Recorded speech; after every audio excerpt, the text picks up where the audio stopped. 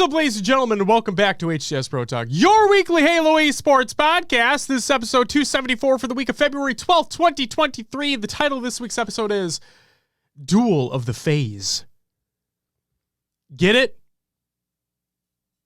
Get it? Like Duel of the Fates? The Star Wars song? Get it? I thought I was fucking clever with this.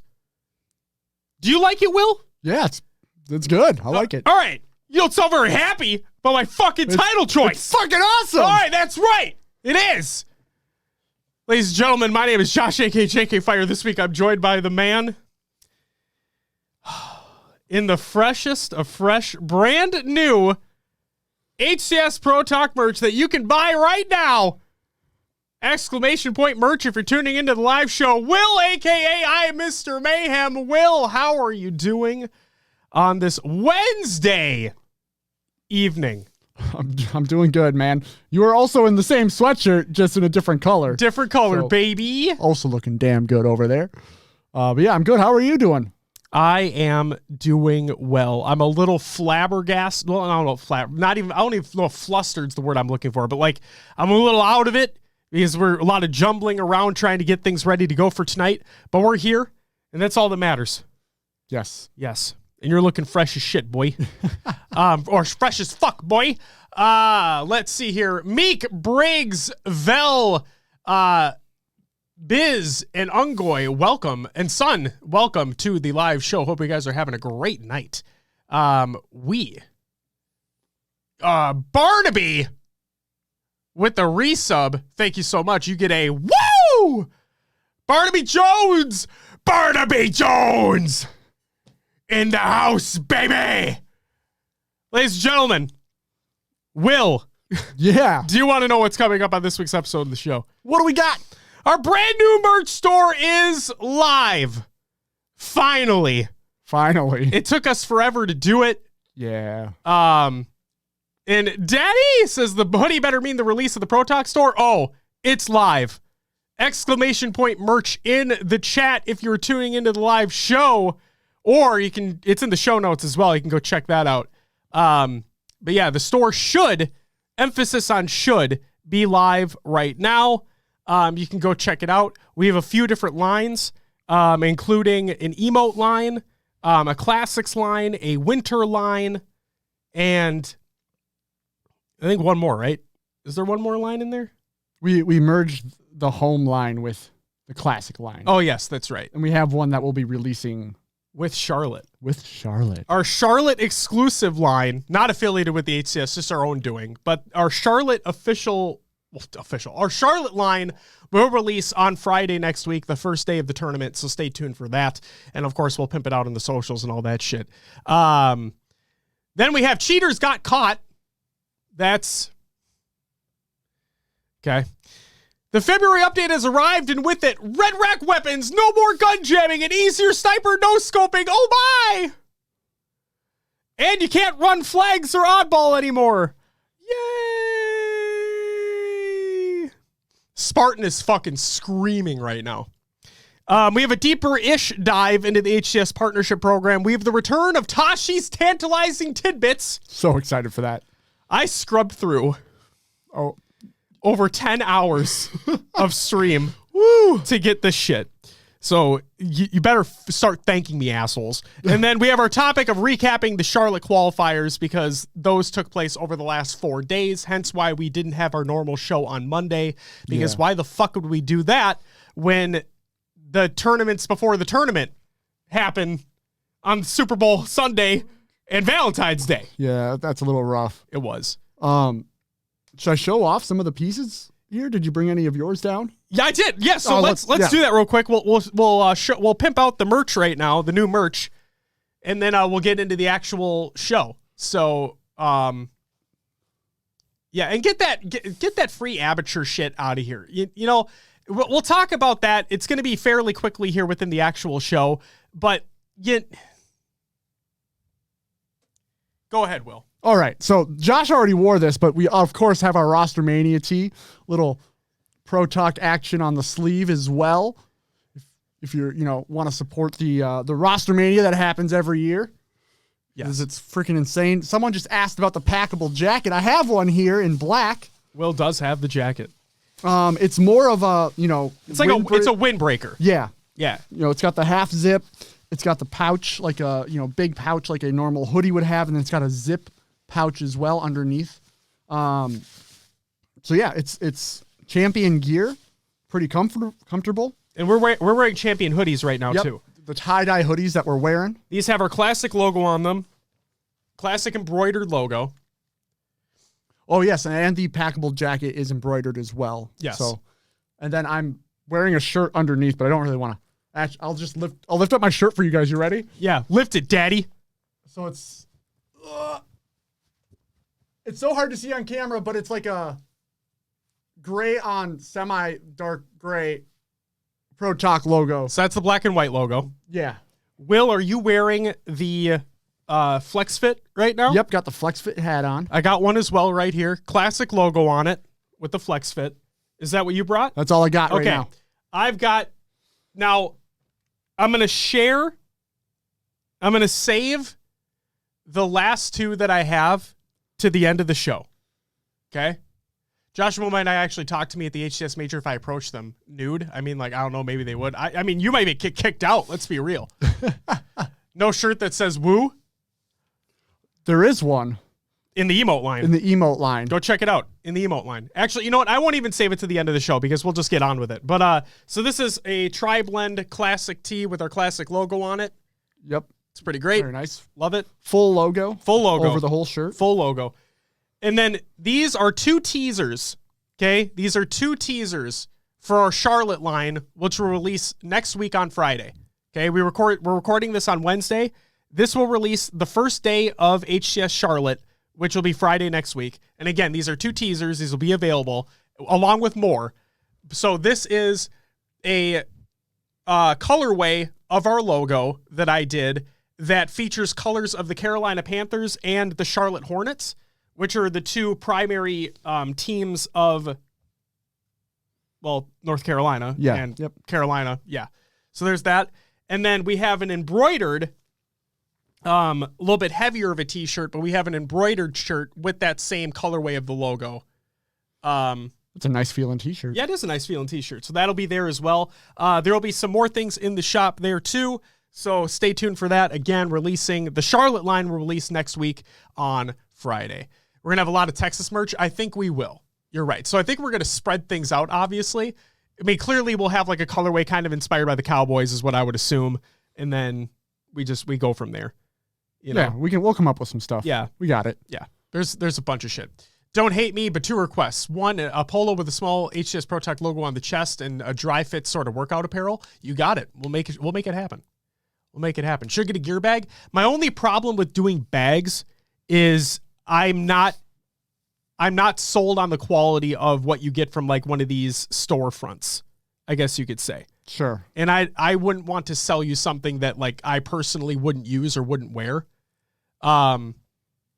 So there's that. A drawstring bag though, that might be more up the alley of what we could do. You guys gifted me a sub to another channel. I think it was Why Not Stream. Didn't get a chance to say thanks, so thank you. Hey, thank you for being here. Appreciate you. Thanks for checking out the show. Greatly appreciated. Epic, what's up? Welcome back. Good to see you. The Ronin, welcome back as well. All right.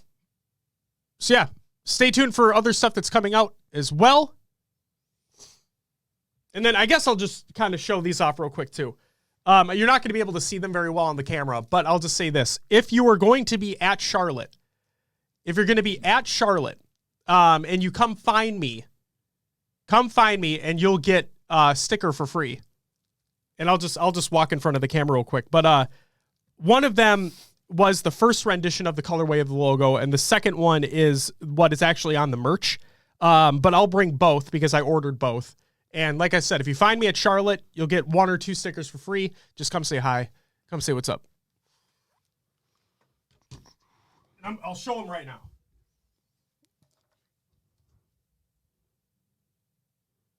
There we go. So again, stickers with the Carolina-inspired colors. Yes.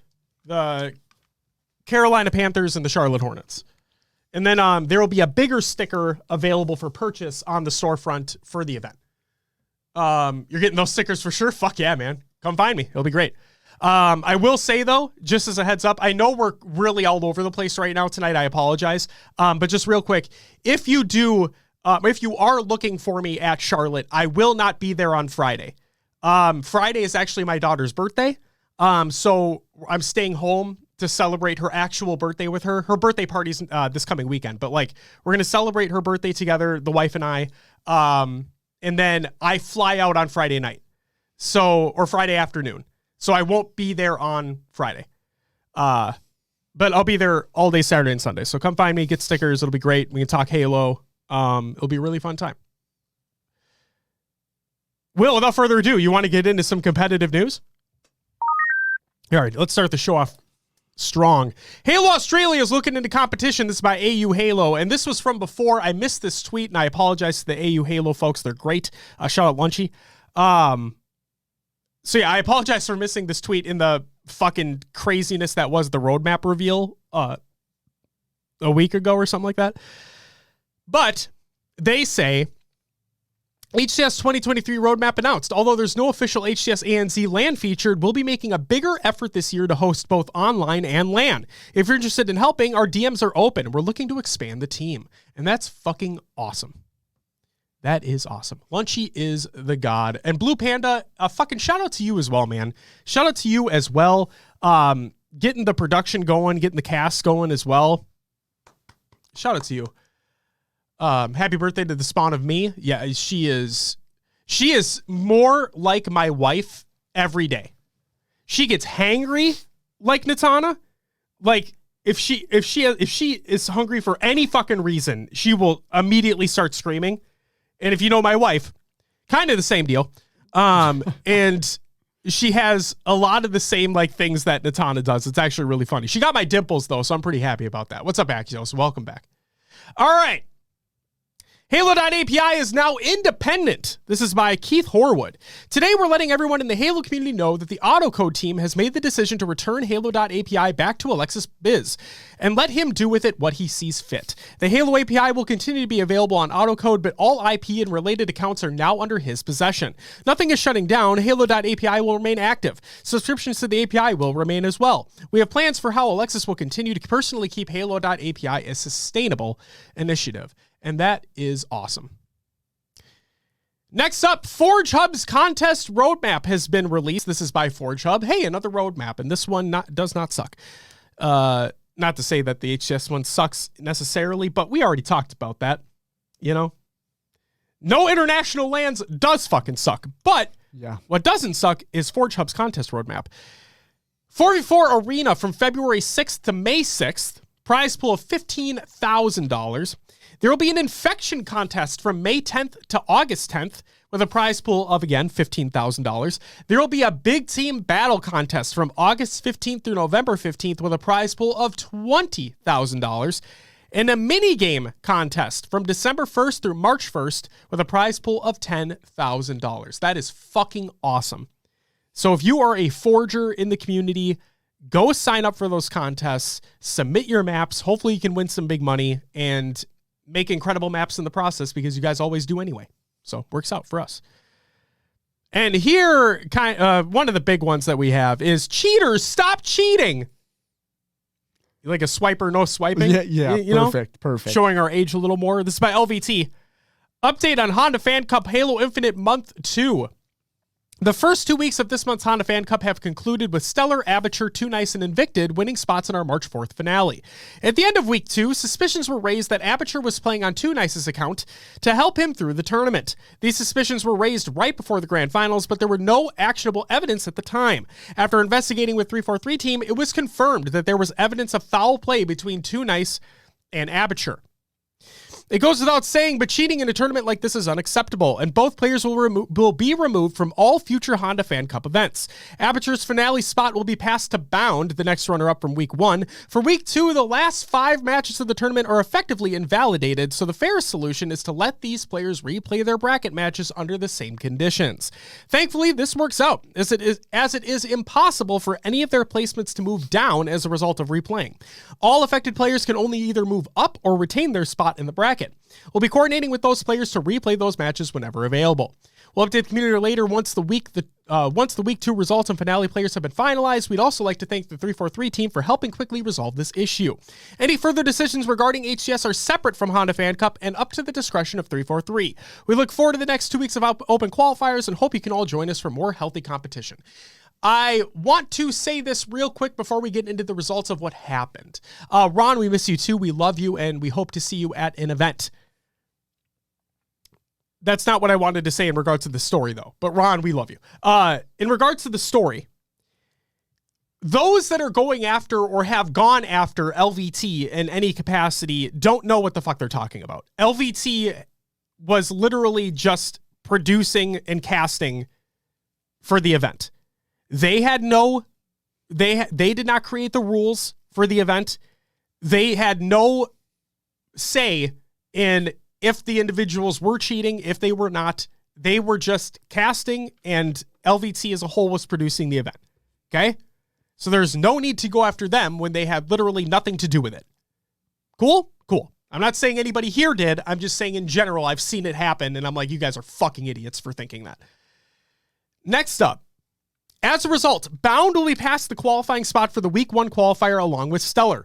After the replayed matches for the Week 2 qualifier, Boo Boo Doo takes first and Invicted takes second. And then from the LVT Day 1 stream of the Open qualifier, Craig Brute asked Tashi, so you're just going to ruin someone's name without evidence? That's not right. And Tashi replied and said, so because we don't share evidence publicly, it doesn't exist? This is why... Diablo, it may have been you who said it or somebody else said it in the chat, but like they did my man Aperture dirty or whatever. Just because we don't know what that evidence is doesn't mean it isn't there. Okay. And Aperture, how do I say this? In my mind, yes. Norin, we're talking about the Aperture cheating stuff and Too Nice, as a matter of fact, from the Honda Fan Cup qualifiers. I'm all about innocent till proven guilty, right? And clearly there was an investigation that happened.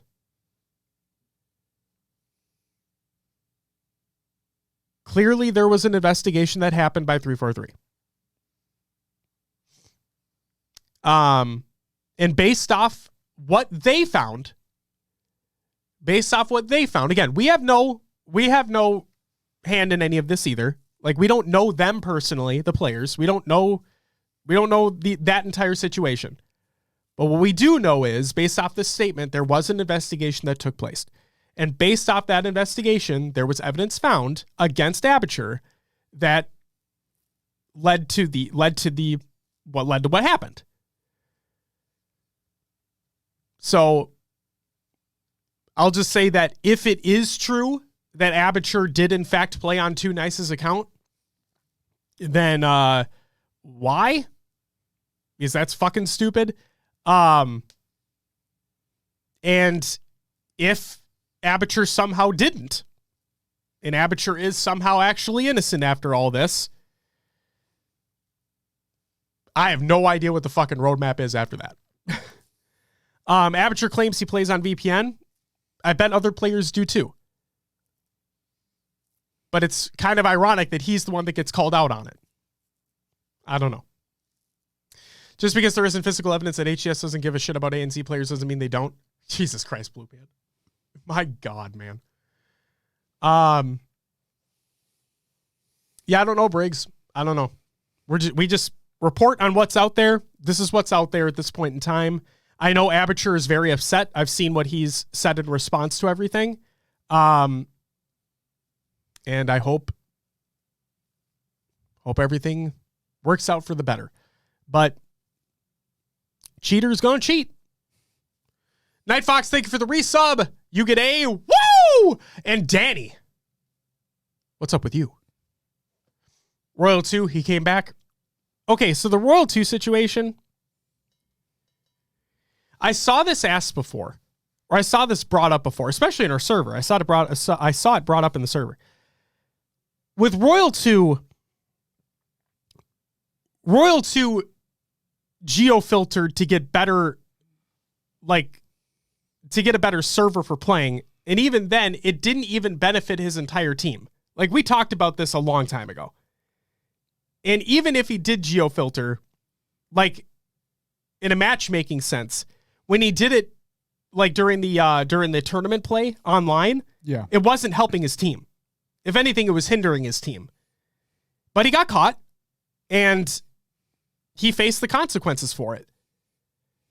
And for what it's worth, Aperture, in my mind, from what I've seen, from what I've heard, he hasn't been banned from HCS competition. I believe he has not been banned from HCS competition. He's just been banned from the Honda Fan Cup competition. So there's that.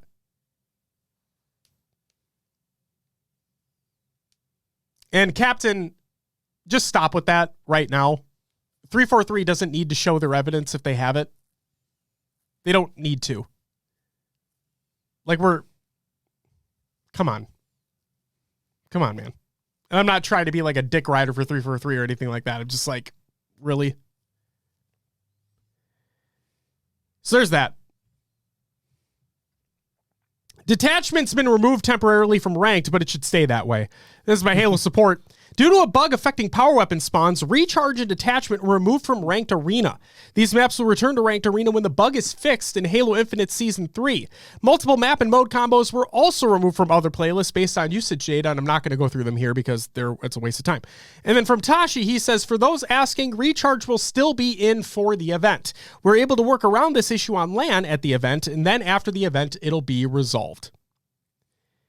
Cool. And we talked about it in the Discord as well. And I think Dart was the one that mentioned that maybe it's just because of the sword being the only actual power weapon on Recharge. And since it's GA'd, because my question was, okay, if it's been removed from Ranked Arena for Recharge specifically, are they not going to play on it in the qualifiers? Because this was right before the qualifiers were set to begin. I'm like, is there a bigger issue here, right? Right. And then we don't know if there is a bigger issue because nothing was clearly said here, but Elated Dartboard, shout out to you, said that maybe it's just because of the sword, because the sword is the only actual power weapon on Recharge. And then I'm like, oh, that makes sense because it's GA'd, so pros aren't going to pick it up anyway. So who cares? You know? Yeah. And Detachment obviously is in competitive play, so it doesn't even matter. If you guys want to keep talking about the Aperture bullshit, go for it. It's up to you. But just know that if things get too out of bounds, people will be timed out. So there is that. Oh, the issue with Recharge was grappling the shock while having an empty shock. Are we sure, Arav? Shock's not a power weapon, though.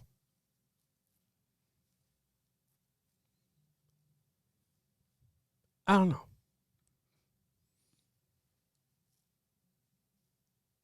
Well, all I know is that after the update today, Shock's a red rack weapon, so we don't have to worry about that shit anymore, right? But oh boy, there's other shit happening too.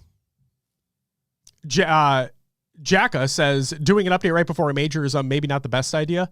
Oh, guess what? It sounds like other shit's broken too, and we're going to talk about it right now, as a matter of fact. The Halo Infinite update for February 15th, 2023.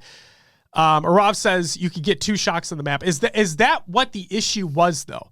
Because, again, in that statement, it was a power weapon issue. And the shock rifle is not considered a power weapon on the map. That's why, hence my confusion. And So Faded says yes. All right. I don't have anything else to go off of. Better listen to Twitch chat. Halo Infinite update for February 15th, 2023 by Halo Support. Drop shot. Dropping a weapon and swapping between weapons now takes the same amount of time. Developer notes, the drop weapon meta was becoming very prominent in competitive play to the point where nearly every top player was using it. Many players shared their concerns about it becoming too prominent at the highest level of competition, so we've made sure the weapon ready uptime after a drop weapon matches the speed of swapping weapons normally. So, now, don't know if it's directly related, but it kind of sounds like it's directly related. But if you guys go on Spartan's Twitter feed right now, or Collect's Twitter feed right now, you may see something concerning, is the word I use. Yeah. To the point where apparently, right now, the time to drop a flag or oddball is considerably longer than it was before. So you can't flag run or oddball run as you could have before. And if that's true, yikes. I'm not going to say it's... This is going to sound stupid, okay? I'm not going to say it's game-breaking because you can still play the game. It's not broken, right? Yeah. But at the same time, when you have your muscle memory trained for literal years to do something one way, and now it doesn't do that anymore, that's fucky. And it's right before the event. So, and knowing 343's track record on fixing things, it ain't very fast. And this was the worry, right? We talked about it before. The worry was if you release something right before the event, something bad could happen. Because like in software development, anytime you fix one thing,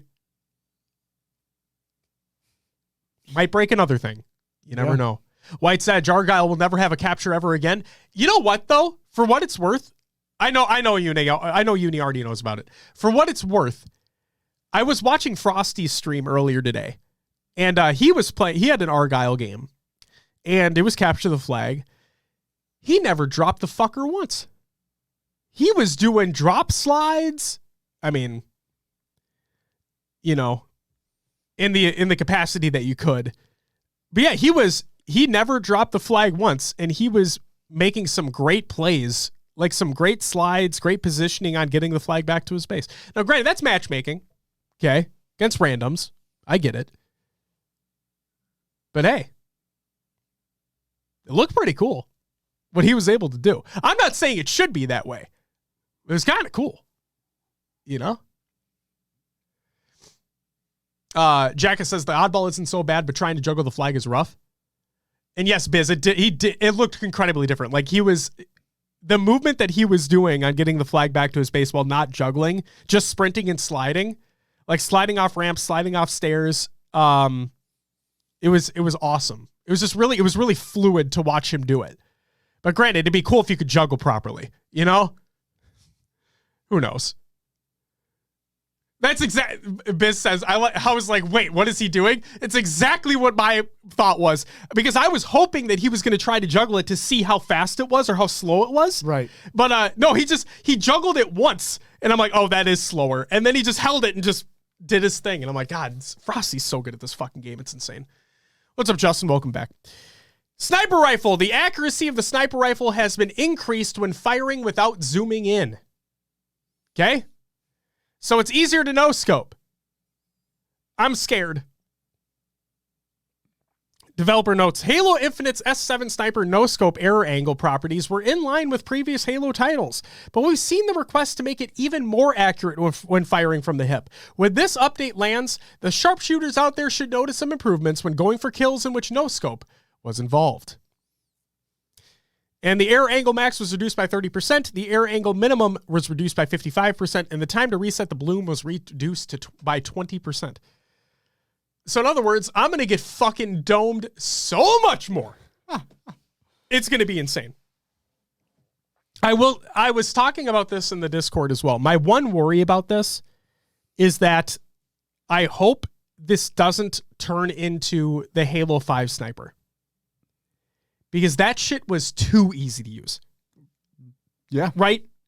Like, is there a consensus around that? Am I not? I mean, I may be stupid. I am stupid. But like, are we all in agreement that the Halo 5 sniper was, like, all things considered, easy to use or easier to use? I just hope we don't get to that. I don't want that. I still want there to be a little bit of a skill gap associated with it. It is a power weapon for crying out loud. But like, you know, that's what I want. That's what I want. We'll talk about G1 in a little bit, so don't you worry. Oh, man. Then why were you still trash with it, Josh? Justin, that's a good question. Because I'm bad in general. I'm bad in general. It's just, it is what it is. Frag grenade. The explosion radius of the frag grenades has been reduced ever so slightly. From 2.7 world units to 2.5 world units. So in other words, you just have to be a little bit better at placing your grenades. And hopefully they're not fucking mini nukes. Because they spawn like crazy. They're thrown like crazy. Yeah, this has to be in response to, pros were talking about going down to one grenade, reducing spawns, all that. So this is good. You won't feel so just nade spammed right away. Exactly.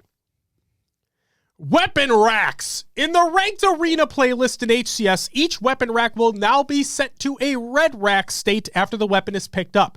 This means once a weapon is picked up, the weapon rack won't spawn another weapon until the original has despawned or the ammo has been depleted.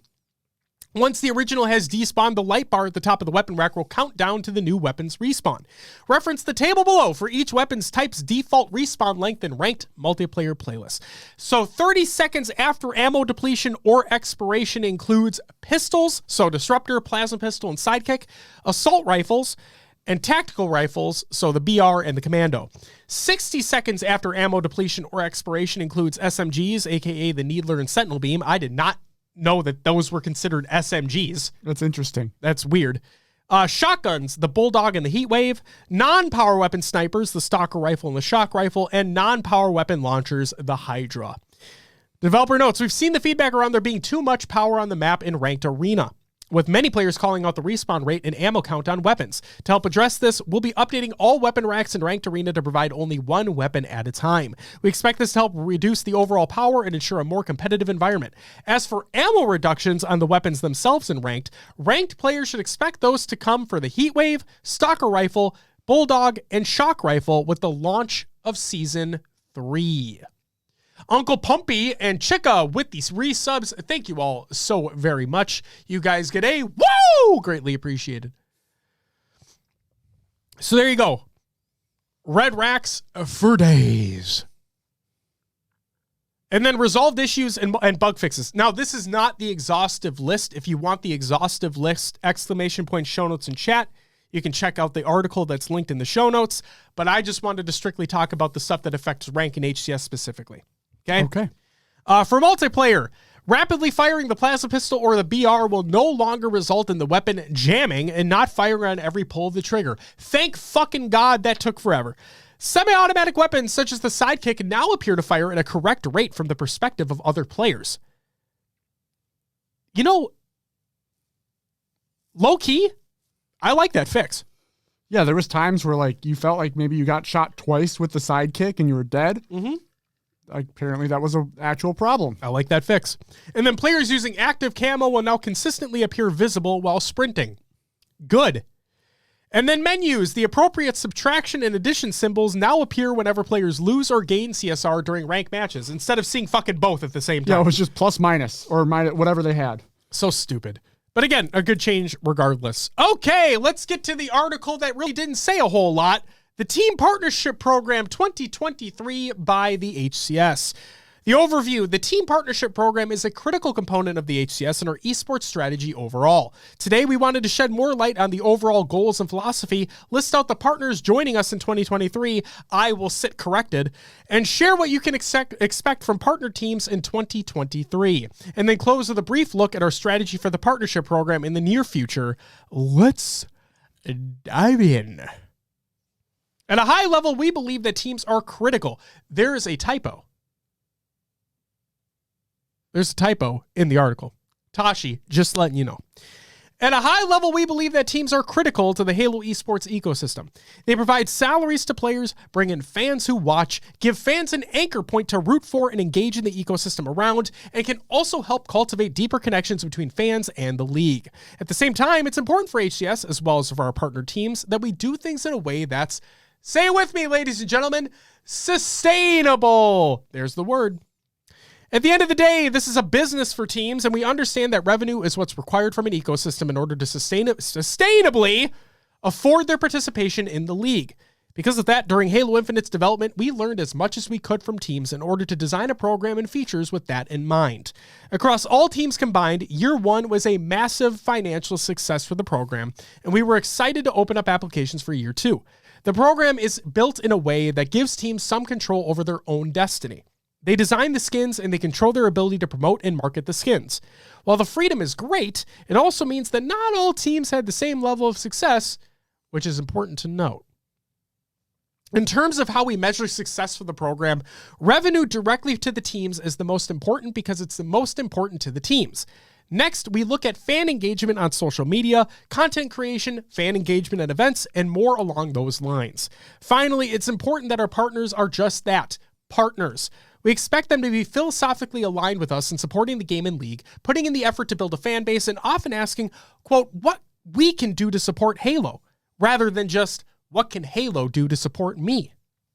How that last part manifests is in the different ideas brought to the table. Teams taking advantage of the various opportunities we provide, teams bringing opportunities to us, supporting the game and league beats directly, and generally the attitude and approach when working through issues together. In the long term, we see teams growing more and more integrated with the Halo ecosystem, and not just the core HCS league, though that will always be at the center of the partnership. We think the teams that are more than just player managers will be the ones who will fit best in Halo, as the franchise has a wide breadth of experiences to offer and ways to entertain Halo fans. The 2023 teams, and here is where I sit and eat my own words. We're excited to officially confirm the 8 partnered teams that will be joining us for the 2023 season. Please welcome and welcome back Cloud9. I thought they were gone.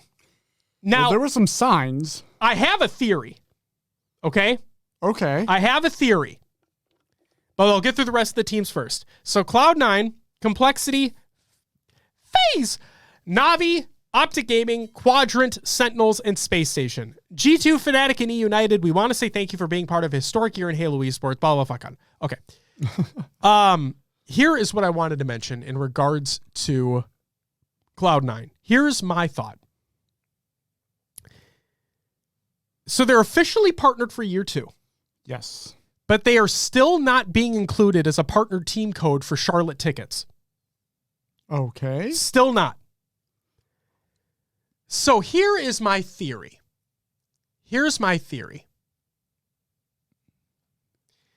Maybe they weren't bringing in enough money from a business sustainability standpoint. And considering player contracts were normally 1 year, I assume that the team went to the bargaining table, aka what is now SSG. Yeah. I assume they went to the bargaining table asking for a pretty penny, one of which SSG were able to better accommodate or negotiate with, and C9 just couldn't justify business-wise. Now C9 gets players on, what I would assume the cheap, and gets to remain a partnered organization. Also, another assumption I'm going to make is that C9 being a partnered org for year 2 wasn't set in stone until very recently before that blog post came out. Because that would explain why their code wasn't allowed for discounted Charlotte tickets. Still. Everyone else was. They were the only ones that weren't. Very possible. Both pure assumptions. Okay? I have nothing to go off on either of them. It's just like, I find it so fucking weird that Cloud9 is you still cannot use that code. And the fact they weren't included in any Waypoint article for the codes, they weren't included in tweets for the codes. I swear that contract wasn't signed up until like last second. You fucked up, forgot to use the code on 2 tickets you bought. Hey, it's okay. You're just supporting the HCS further. Yeah. Look at you. Get them next time. That's right. Ghana says, I'm a C9 trying to play Moneyball. You know what? Two things. One, great reference. And two, great movie. If you guys have not watched Moneyball with Brad Pitt, watch that fucking movie. That movie's awesome. All right. The 2023 program. For 2023, as well as beyond, we thought deeply about what a team's involvement in the Halo ecosystem could look like. First and foremost, we felt it was most important that teams focus on cultivating a fan base in Halo. And then we thought about what are the things that teams can do in order to cultivate a fan base. Finally, we thought about how teams can generate revenue off of those things, either from fans or from us. Obviously, the skin bundles sold in the game and Waypoint are the hero offerings and ones that fans seem to love the most. However, we thought it was critical for the long-term success that teams not solely rely on the skins for their sustainability. But the funny thing for me, and this is not related to the art, it's related to the article, but King J, you and that leftovers squad, man, oh man. I have a thing about leftovers later on in the show. Don't worry. Jay, don't worry. I got you. I also love me some leftovers. Fans have asked for more transparent. Oh, wait, no, here we go. While we're on the topic of skins, we're excited to say that each team will receive 4 bundle drops in 2023 compared to 3 last year. Woo. And while we can't share the specifics quite yet, we've given teams access to more options in terms of design and more new pieces of content to customize compared to last year. Finally, the team that wins the Halo World Championship will also have an event bundle and will share revenue with that team exclusively, just as we did in 2022. Fans have asked for more transparency around what they should expect from the partnered teams in the Halo ecosystem, and today we're going to provide even more insight than ever before. First, the business terms are the same across all teams, and that's how we approached it in year 1 as well. Okay, what are the business terms? Because I guess that you don't need to necessarily say that, but if this is supposed to be a transparent article and you say we're going to be more transparent starting right now, and then you're not, cool. Next, the teams have opportunities to earn additional bonus revenue directly from their skin sales by promoting the game and league more on social media, as well as creating content on YouTube. I want everybody to pay attention right now, because while it says just earlier that they want teams to have opportunities to make money outside of skin sales, a lot of this statement shit has to do with making money off skin sales. Okay? Interesting. On top of that, teams are accountable for engaging and supporting the community in various ways, including hosting various tournaments or show matches and hosting various activations either online or in person. Finally, teams will also have the opportunity to create merch collabs with us just as they did in year 1, but this time 2 drops instead of 1. So I'm going to be spending a lot more money. Shit. Yeah, shit is right. Our ambition is that if you're a fan of any of the partnered teams, then they're going to give you a lot more of the reasons to love them. And if you're not a fan of any of the partnered teams and you're new to the scene, then the partnered teams have the freedom and incentives to make you a fan. Looking forward, we know there's a lot of interest from other teams in the HCS that are not partnered, and we want to say thank you for your continued support. It does not go unnoticed. At the moment, the biggest impact we can have is to focus on Halo Infinite, the platform that HCS resides on. It's important that we continue to create and release more content for players, deliver on the features fans expect, and build a strong platform for the HCS to build upon. With the winter update and recent update having released, we feel we're moving in the right direction, but there's still more work ahead of us, like fixing flag juggling. We're excited to share more about what's coming with Season 3, as well as future seasons and updates that fans can expect. On the HCS side, they probably will not reopen the HCS Partnership Program applications until midway through the season. They said they will pick their heads back up in the middle of the year to reevaluate when the right time to bring in more partnered teams will be. So there you go. And finally, we have Tashi's tantalizing tidbits. Been waiting for this. Yes. So again, I scrubbed through fucking like 10 hours of a stream to find these fucking statements. Thank you for doing that. You're welcome. So angry about it. Fuck. Jeez. Yeah. But I did it, and we're here. Yeah, I'm going to pat myself on the fucking back. Best believe it. From the LVT stream of the Open Qualifier, here is what was asked. And I'm guaranteed I missed some things, but I tried to get as much as I possibly could. So Pug Mowgli asks, will HCS have a map ban veto system that COD uses? Tashi says, we talked about it, but not something we're currently planning. We like each team having to be tested on everything. Never say never, though. Blaine said, can we get Bizarre CTF back in ranked? Blaine's, fuck you. And Tashi said, it could come back at some point, but it's not planned at the moment. I think we'd want it to get some nice updates before we did that. You know, like Behemoth. I added the Behemoth part. Tashi didn't say that, but you know. Yeah, it was going to be reevaluated. Yeah, it was going to be fucking tweaked. Where are the tweaks? I hate that map anyway. Fuck Behemoth. I'm going to say Cycle or Tundra says, will we ever see Catalyst CTF make a return in the future? Tashi says, potentially. We've talked about it, so it could come back with perhaps a couple tweaks. Talking about tweaks. Bobby the Ninja says, is a reconnect feature being reconsidered for ranked? Tashi says, it is being considered. We have some higher priority stuff we're going after right now. So no. LT Capitan says, has there been any discussions about adding an HCS ranked playlist? Oh my God, it's what I want. Tashi said, Arena is pretty much the HCS playlist. Tashi, stop it. He says it's like 98% of that. Tashi, stop it. We are thinking about the lower skilled players and their experience. We're going to try some stuff out with rotationals in the coming months. In the coming months, guys. Here's the thing I'll say about that whole, having detachment and all the extras in there. I remember when I first started playing Halo and jumping into ranked, and I got a map that I wasn't seeing in HCS. I felt kind of empty playing it. Like I didn't want to play that map. Yeah. But that's me coming from the HCS side of it versus just jumping into the game to jump in the game. Exactly. So kind of understand why they want some variation, but if that is your competitive side, I always thought that should be 1-to-1 to what your esport is. I couldn't fucking agree more. That's literally where I'm at. Swole Daddy says 1 + 1 = 3 boys. Oh yeah, fucking dumbass statement. Whatever.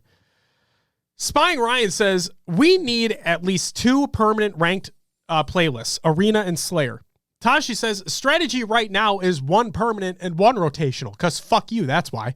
And Tashi says, I agree with ranked Slayer, and I actually think a lot of people might like a ranked team Slayer that's AR starts. Maybe not this crowd, but a lot of others. Ranked AR starts? What? Tashi, you're putting your foot in the wrong pool there. Ah, what the fuck? No! Okay, I understand the demographic that we do this show for. I completely understand that we are a very, very, very, very, very small niche thing. Okay? I get that. But what the fuck? Who the fuck wants to play with AR starts and ranked? Rain, word for word, what he said. This is word for word. I actually think a lot of people might like a ranked team Slayer that's AR starts. Maybe not this crowd, but a lot of others. Interesting. Word for word. That was copy-pasted. Well, I'm not playing ranked Slayer if it is. What the fuck? Oh my God. Endra, stop. We're not going that far. Okay, let's calm down. Like I'm getting over the top right now. Let's stop with the firing shit. We don't need to go that far. Holy shit. But seriously, like unbelievable. AR starts is fucking insane though. Like for not ranked Arena, like not what we have as a traditional ranked playlist right now, but like even as a ranked team Slayer offering, fuck no. Ew. Now, okay, I want to comment on this. Sofada says Tashi's out of touch. Incorrect. Tashi's not out of touch. Tashi has to, with his role that he has, Tashi has to think about the broader Halo community. He can't just solely rely on the HCS side of things. Okay? So while you're saying he's out of touch, he's not. He's not out of touch. He knows what we want. He knows what the pros want. But he also knows what the majority of other players want, which is not us.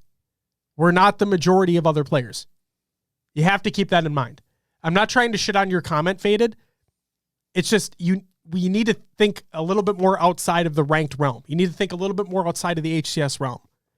It's not just about us.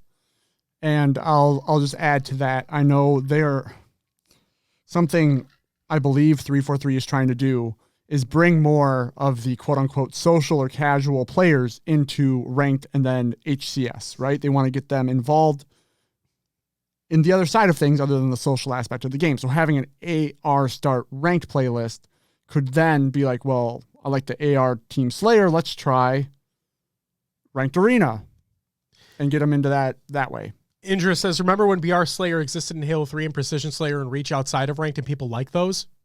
Yeah. Why?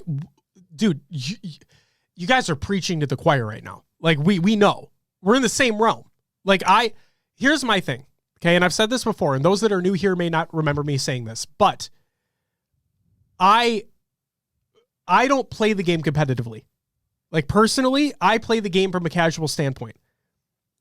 I hate fucking AR starts in social. I hate it. Obviously, I go for precision weapon right away. Like, that's a given. Maybe that's because I follow the competitive scene so much. Maybe it's because I just like the way that the guns feel, like a precision weapon feels. But I've been that way from the beginning, you know? I hate AR starts. I've never enjoyed them in any Halo title. So yes, when a social offering had been released that offered a precision starting weapon, I gravitated towards those because it felt way better. But I'm one side of things, right? And we all know the UI can't support additional playlists.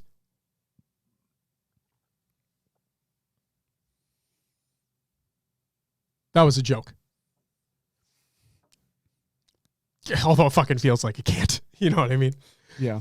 The thing that I hate is that because the population, now maybe I'm talking out of my ass, but it clearly feels like this is the point. Because of the population of Infinite right now, that this is why they're heavily pushing towards like a one rotational, one permanent style for playlists like this. Like one ranked permanent, one ranked rotational is because of population and because the population can't support having more playlists. And if that is actually the case, it fucking sucks. It fucking sucks. And Ronan, I don't have numbers. I don't have exact numbers.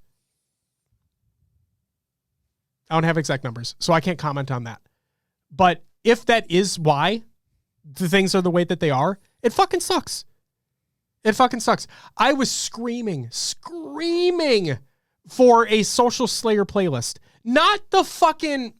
I know we have Team Slayer now, which is great. Like, that's what I wanted, but I want it with strictly BR starts. But what are you going to fucking do? But no, that fucking Social Slayer playlist with all the wacky fucking game modes. No. And they had that first. Like, who asked for that? I'm all for trying something new. Do not get me wrong here. I'm all for trying something new. But if you're doing it in place of something that was traditionally there from the get-go, that's what I'm irritated about. You can have those wacky game modes, have an action sack playlist. Then I know what I'm getting. High Tech Redneck, shout out Beth, literally asked, what is the difference between Social Slayer and Team Slayer? I thought they were the same thing. And I'm like, no, Social Slayer has the dumbass fucking wacky game modes in it, and Team Slayer is strictly Slayer all the time. And she's like, oh, okay, that makes sense. After it was told, right? Like, how fucking stupid is that? Arrhythmia, welcome to the live show, says, if you check Steam DB, there's roughly 3,000 to 5,000 players on Steam at least playing. And that's just Steam, and that we don't know if that number is incredibly accurate, but that's just Steam.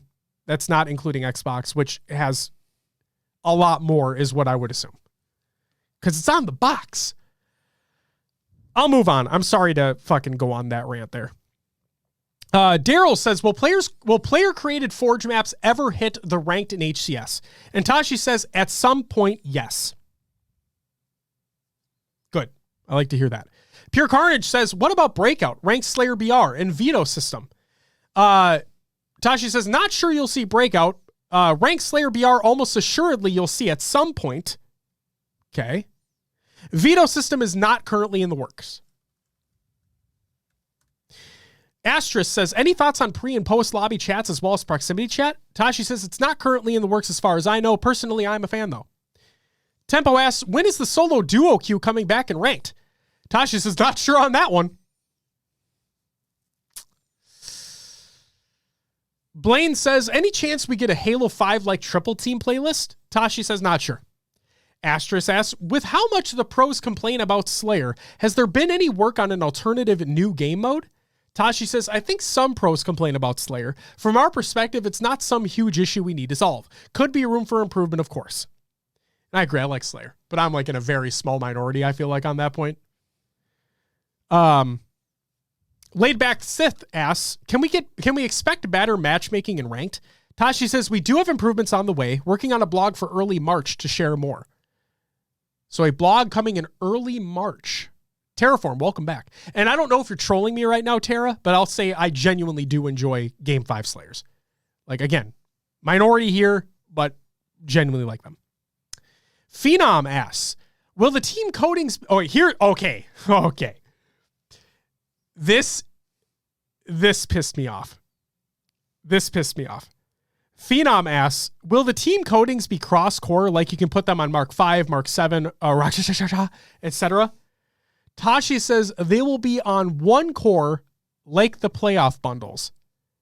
So Fox asked, is it going to be the same core as the playoff bundles? Tashi says no. Different core. Interesting. So does that mean we're moving to a new core for season 2 of Infinite?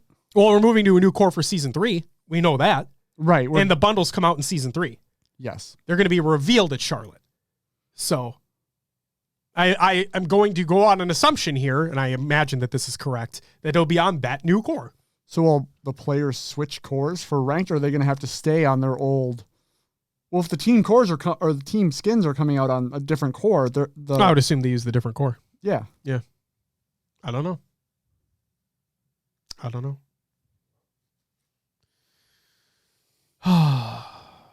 Laid Back Sith asks, objective is bugged on scoreboard, aka observer. And Tashi says, so is the score. It's on the list, but it won't get fixed for a while. There are more important things we got to take care of first. I love that Tashi's just like, yeah, so is the score. Yeah, shit's fucked, bro. Kill says, what's up, guys? Happy hump day. Excited for season 3. Need a ranked HCS playlist. We ranked LSS playlist. Oh. I don't know about that one. Hey, why not, though? Wishful thinking for you. For your sake, I hope it exists at some point. I'll say I did enjoy LSS to an extent. Not my favorite thing, but I didn't hate it. What are you guys reading off of? Tashi's tweets? Nope, this is me literally copy-pasting responses that he made in a Twitch chat. It's in the show notes. You're welcome. Much love to you as well. Juby and Nerd Billy asks, has HCS ever considered adding a mini-map for viewers like COD? Just for observer purposes only, why can't we have a player map like on COD where we can see team positions and movements outside of the POV the observer is on? And this is something that's been asked for a very long time. Again, just to clarify one more time, this is just for observer. We're not talking about adding a fucking mini-map when you're playing the game. People were confused about that. Yeah. Just want to make sure that confusion's put to rest. Tashi says there's higher priority work needing to be done first. Well, fuck. And finally, the last Tashi tantalizing tidbit that I have is Cygnus asks, is the starting weapon change a possibility during the HCS Season 2? Tashi says, we are not going to change the starting weapon in the middle of a season. That's too big of a change. Okay? So if we did see a change to the starting weapon, it would be next year, is what it sounds like. So there you go. Oh, and Dad, he did actually answer your question, which I thought was fucking hilarious. I watched it happen live. I thought it was fucking hilarious. Bravo to you on making that happen. Look at you. Also, bravo to you for getting banned in Spartan's chat for asking the same fucking question. I think that was a wrong time type of thing. Yeah, but still funny. Yeah. Still fucking funny. All right, that's it for the competitive news. Will, it's time for Rostermania. All right, let's run through it for the week. And the first thing we have is now, what the fuck is actually going on? So, on January 27th, Envor tweeted, the team consisting of myself, Tony, Two-Turn, Precision, and Neuronical are looking for an organization to represent and fund us for HCS Charlotte. 2/8, February 8th, Envor says, free agent for both upcoming tournaments. This tweet has since been deleted. Tony Two-Turn on February 9th said free agent. Okay. Precision and Neuronical end up on Believe the Hype for the qualifiers, and Envor and Tony end up being on Going Rogue. Sorry, I had a typo there. It's all good. So what is actually happening with the team? Well, clearly that team doesn't exist anymore. They just split up. They must have fallen apart, and we'll see where they all land. Yes. Axio says, are you guys for or against the different starting weapon start on ranked? I am a BR fan. I would love the BR to remain the consistent starting weapon. I'm not opposed to trying something else. I just don't think people are expecting what the Bandit is actually going to be. I think unless major tweaks have happened since the leak came out for the Bandit before, unless major tweaks have happened, that weapon is not ready for a starting position yet. Not at all. Not as well. Mudor, thank you for the follow. Welcome to the live show. We dropped some frames. I apologize. I'll keep an eye on that as well. And Kills, hey, thank you very much if you're excited for that Rostermania shirt. It's fucking awesome. We love it as well. It's great. Go ahead, Will. I'm sorry. All right, all good. Cloud9 is going to officially be Nemesis, Triton, Squall-Eye, and Rami, but for now. Yeah, so this fucking tweet had me rolling. Did you see the tweet? No, I didn't personally. It's literally just the three players. It's Nemesis, Triton, and Squall-Eye. So Rami was picked up for the qualifiers. So question mark. Yeah. Like, what? You gonna roll with free agents for the whole season? Again, guys, remember, they're a partnered organization. They're a partnered organization again. Remember that. I have a lot of questions, but I don't want to dive in until we know more information. Yeah, I understand that. Go ahead. Go from there. Straight Six team is going to be Straight Sick, obviously. Huss, King J, and Piggy. They're called leftovers. They were called leftovers. Yes. Like me some leftovers. Yes, indeed. Okay. Ronan, in terms of the chat, their chat, I mean, yeah, there was a lot of trolling happening, a lot of copy pasta happening. Don't, take it all with a grain of salt. Next team, Meta Pro Gaming. Miss Lacar, Command Station, Ace, and Kratos. And Meta announces a 2-year commitment to the HCS. Oh. Just leave it at that. No, I'm going to take it a step further. So I'm really, really happy for Lacar and Command Station for making it on a team. I think that's fucking awesome. But man. Yikes for the other half. Moving on. All right. TSS, Super CC, Mortally, Swish, Inceptify. Finally, Divine Mind, Sways, Madsy, Berserk, and Slays. Indeed. So, yeah, there's roster news for the week. That's all I have for Rostermania, Josh. Thank you very much for going through it. Time for upcoming tournaments of the week presented by noobcombo.com. Check out noobcombo.com for all your Halo esports needs. Daily tournaments, Z League and First Blood. If they're happening, they're happening. Go check that shit out. See you later, Kills. Have a great night. Friday, February 17th, the Infamous Thieves and Wolves Custom Forge 4v4 tournament, that's a mouthful, is happening. And then on Saturday, February 18th, the Honda Fan Cup Qualifier number 4, hopefully with no cheaters, is also taking place. Scrim Tournament League recaps actually, I should say this. That's it for your upcoming tournaments of the league presented by noobcombo.com. Check out noobcombo.com for all your Halo esports needs. Hey, I'm gonna hit this real quick. Oh, hit it. noobcombo.com. Hey. And presented, wait. Oh. Yeah, shout out to Maddie Rums. And fuck you too. Maddie Rums. Oh, is it coming through twice? It might be coming through twice. Oh, no. I'm so sorry. Is it coming through twice? I really apologize for that. I can change that real quick too. Not a big deal. Well, now we know. Now we know. Jesus Christ. It is? I had a feeling when I saw it up there. Oh, no? Once? Oh, okay. That's fucking weird. Whatever. Well, what do we got for Scrim Tournament League recaps for the week? We'll start off with SWAT Nation SWAT-N-Tine co-ed 2v2. SWAT! Totally forgot to write down the timestamp, so I'm just going to guess her on this one. Anyway, top 8 teams. First up is the 8th place team fanny pack of Fantasy and is it Chalk Doy? Number 7, Meat and Bone included Gunlane and Laylure. Number 6, Fish Eating Carrot. Okay. It was Dream and it looks like L9 Mile. Team number 5 and coming in 5th place, Cat and Mouse. It's Uvinity, but is this Divinity? I think it's just Uvinity. Uvinity and Be My Wingman. 4th place, Cookie and Cream, which included Fortune Cookie and Dr. Cream and Scream. 3rd place, Cream and Scream. Jeez. That might go on the list. Rue Phobia in 3rd place. It's Pink and Fob. Coming in 2nd place, I'm Focused, Valorous and Kai. Is it Kai? Works for me. 1st place went to Drish, which included Gishlane and Drift. So congrats to them. Does Dr. Cream and Scream That's a pretty good. make it on the list for first name for the year? Why not? All right. I'll add it. We need some fish eating carrot merch. Why is that?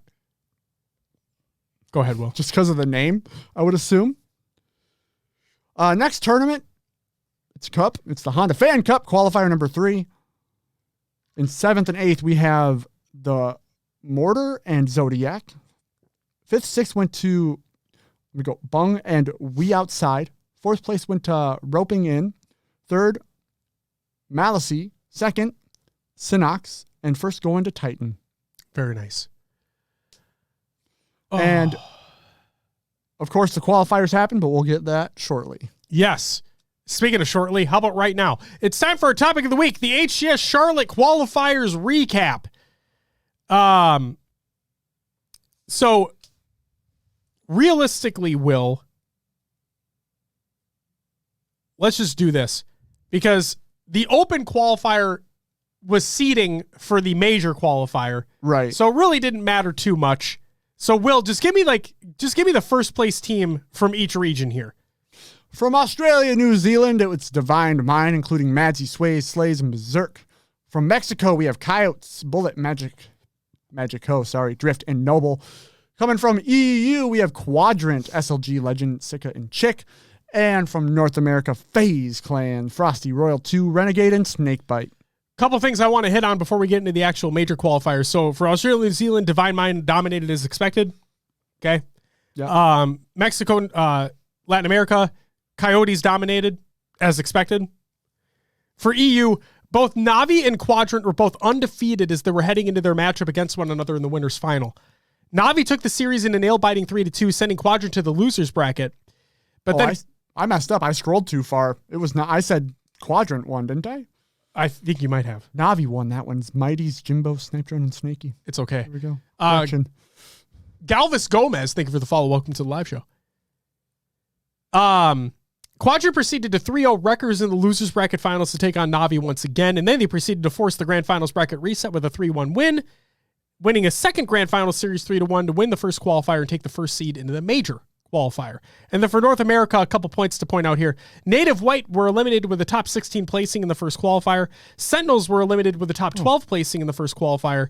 Believe the Hype getting 4th overall in the qualifier for the major qualifier, knocking out Native White, Going Rogue, Shopify Rebellion, and G1 along the way. So in the open qualifier, that's what they did. And then FaZe, after being sent to the losers bracket by G1 in a 3-2 heater, go on an undefeated map streak against Sentinels, TSS, Native Red, and Believe the Hype, all 3-0s, to only lose one map to SSG 3-1 and make their way to the grand finals against Optic Gaming. FaZe then win the first series, sending the grand finals into a bracket reset and winning the series as well 3-1 to become the open qualifier champs in the first seed going into the major qualifier. And yes, there were an absolute motherfucking shit ton of restarts, which sucked. What are you going to do? It's Halo Infinite Online. God. So fucking stupid. Also, if you want to check out any of the VODs, they're in the Google Doc of the show notes of the show, ! Show notes in chat if you're tuning in live, or if you're checking out the VOD or audio version of the show, it's in the description. I have VODs listed for Australia, New Zealand, EU, and North America for both days. Will, go through the Australia, New Zealand. You could probably just do the top two, honestly. All right. And then I have something to say about that. So for the Charlotte qualifier, second place went to MF Blue, Pips, Plasma, Benji, and Beaston. And first to Divine Mind, Mad Z, Slays, and Berserk. Very nice. Thank you, sir. Yeah.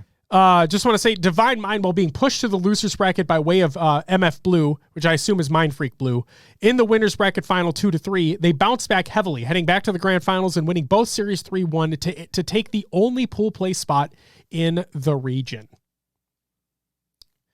Will, you can do the same thing for Mexico, New Zealand. Axios, ! Merch in the chat.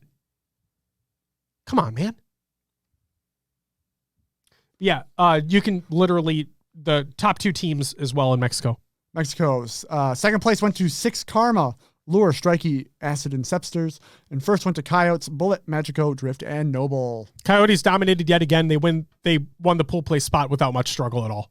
There was like no competition. Sorry. All right, top two from EU. Top two from EU. Go for it. Second place went to Quadrant, SLG, Legend, Sika, and Chick. And first place went to Navi, Mighties, Jimbo, Snipetron, and Snake. So this was an odd one. From what we've been told, on the one hand, So Snaky on Navi was playing on a hotspot, while SLG on Quadrant was having internet issues, so he had to play from another location entirely.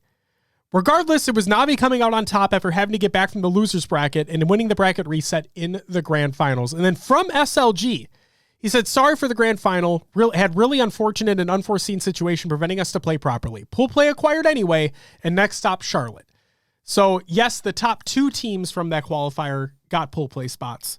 But for Australia, New Zealand, and Mexico, just the top team won the pool play spot. All right, Will, I'm going to let you read through. You can read through the top 6 results for North America because the top 6 teams... I think I want to read through them all here. Okay, go for because of where teams landed. Go for it. You read through them all, and then I have stuff to talk about before we get into the pool play spots. All right. In 7th, 8th, we have Sentinels, Lethal, Spartan, King Nick, and Collect. And also leftovers, King J, Straight Sick, Huss, and Piggy. 5th, 6th, we have Believe the Hype, Monster, Boom, Precision, and Ironical, and Space Station, Stellar Bound, Penguin, and Eco. 4th place went to Native Gaming Red, Manny, Tolic, Soul Snipe, and Druck.